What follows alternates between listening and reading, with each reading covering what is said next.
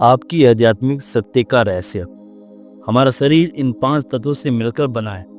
पृथ्वी, जल, वायु, अग्नि और आकाश। इन्हीं तत्वों के द्वारा पूरी सृष्टि का निर्माण हुआ है। अतः पूरी सृष्टि हमसे ही होकर बनी है, जिसे कि पूरी सृष्टि में हमारा वजूद सबसे ज्यादा है। जिस बात से हम परिचित नहीं हैं, हमारे शरीर में वह असीम शक्ति है जिसके द्वारा हम दुनिया की कोई वस्तु, दुनिया की कोई खुशी या हर पहलू का एहसास प्राप्त कर सकते हैं। बस हमें इसे जगाने की देरी है।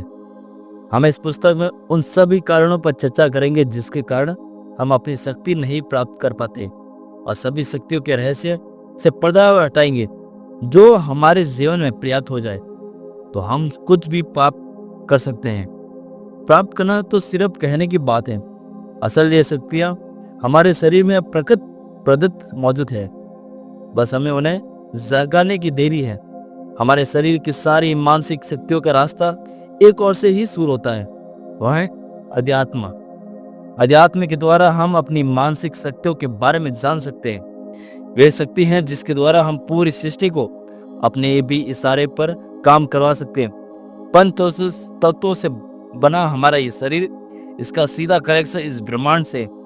अगर हम चाहे तो ब्रह्मांड की सारी शक्ति, सारी ताकत हम में समाहित हो सकती है और अपने जीवन में सुख, समृद्ध और वैभव सभी चीजों प्राप्त कर सकते हैं। बस आपको अपनी शक्तियों को जगाना होगा, जिसके बारे में आपको आज तक ज्ञान ही नहीं। सदियों पहले लोग अपनी शक्तियों का उपयोग करते थे। इन्हीं के कारण बड़े बड़े ऋषि मुनि और कई अचंभा कर देने वाले वैज्ञानिक अनुसंधान करते थे। साथ वह एक बहुत बड़ी शक्तिशाली व्यक्ति होते थे, जिसके कारण बड़े बड़े महाराजा, राजा भी उनके सामने नतमस्तक होते थे। आज इस पुस्तक में हम उन्हीं शक्तियों को फिर से किस प्रकार उत्पन्न करें, इस रहस्य को जानेंगे। मैं कौन हूं? एक सवाल जो हमेशा उन इंसान के द्वारा पूछा गया जिसने दुनिया में कोई बड़ा काम किया है, क्योंकि वह खुद को पहचान गया जब भगवान श्री कृष्ण ने भगवत गीता में इस चीज का वर्णन किया कि यह शरीर जो कि पंच तत्वों से मिलकर बना है, वह एक नश्वर चीज है। असल में जो अजर अमर है वह है आत्मा। आइए हम इसे क्वांटम विज्ञान के अनुसार समझते हैं। ना तो मैं एक शरीर हूं और ना तो मैं मन हूं। असल में मैं पूरा ब्रह्मांड हूं। आत्मा का मतलब है कि ऊर्जा जो ब्रह्मांड में हमें प्राप्त होती है।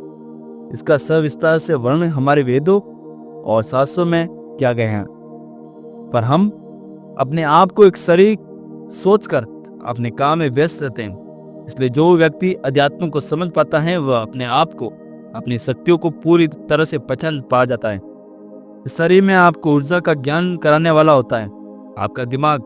जिस प्रकार आपका दिमाग छोटे छोटे न्यूरॉन्स के रूप में एक दूसरे से जुड़ा रहता है, जब भी आप कुछ सोचते हो तो आपके दिमाग में वाइब्रेशन होते हैं जो कि तरंगों की भांति आवृत करके पूरे ब्रह्मांड में पहुंचता है।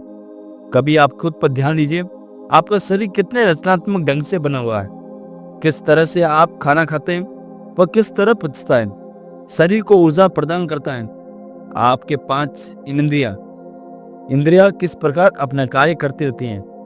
हमारे शरीर में हर बीमारी से लड़ने के लिए जुगाड़ मौजूद है, ताकि किसी प्रकार की बीमारी हमारे शरीर में ना हो। जो आजकल हम लोग दवाइयों का प्रयोग करते हैं वह भी यही कार्य करती हैं। हमारे शरीर में हर प्रकार की बीमारी का सामना करने हेतु जीवाणु मौजूद रहते हैं।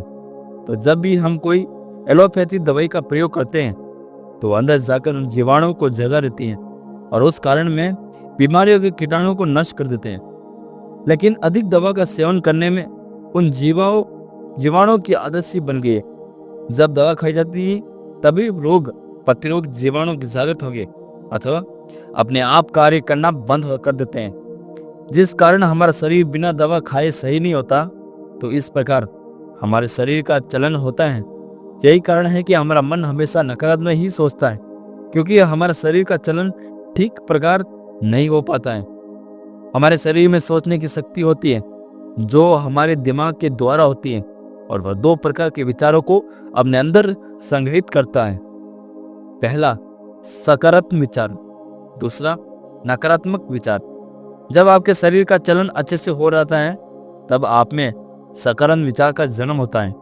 तब आपकी सोच हमेशा अच्छी रहती है, आप हमेशा अच्छा महसूस करते हैं हमेशा खुश रहते हैं और हमेशा मोटिवेट रहते हैं। आपके शरीर का चलन ठीक से नहीं हो पाता है, तब आपके दिमाग में आता है नकारात्मक विचार। यह विचार आपके दिमाग में रहता है तो आप हमेशा दुख की भावना को महसूस करते हैं, हमेशा गलत निर्णय लेते हैं, इसके साथ डिप्रेशन जैसी चीजों का शिकार होते हैं। आज के युग में 95% इसी नकारात्मक का शिकार है। पर हमारे पास वो शक्ति है जिससे हम अपने दिमाग की अवस्था को अपने कंट्रोल में कर सकते हैं। आप अपने आप ही सकारात्मक को प्राप्त कर सकते हैं। आइए आज हम एक ऐसे कुछ समझ सकते हैं।